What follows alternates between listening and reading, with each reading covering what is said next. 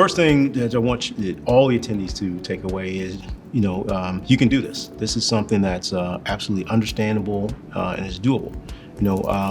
I always use myself as a test case. If I can do it, anybody can do it. So it's something that's understandable, it's digestible, and then more importantly, it's doable.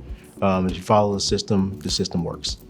I found out about Rule 1 in Philtown by reading his first book, Rule Number 1. I was a person who was curious about investing. Much of the stuff that I read, I didn't necessarily find easy to understand.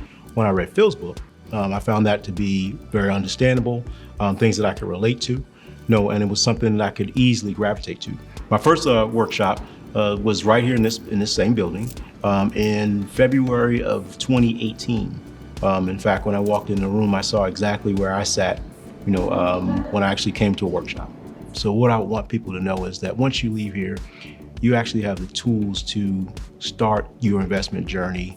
And more importantly, it's not just your investment journey, it's the idea of proactively taking control of your financial life. And that's what you should get out of it, that your goal from here on should be, how do you take control of your own financial freedom and put yourself in position to reap the benefits of what you work so hard for.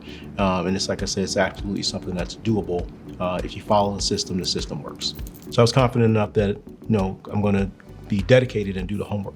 It's almost like when going to the gym. Going to the gym is great, but the easiest way to actually get on your journey is getting to the gym.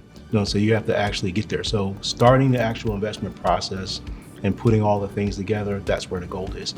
And so anybody can understand this, and actually do it. And it's a system that, like I said, has been tried and true over the years. I came into it with not much investing experience at all, and I think that it's worked out pretty well for me.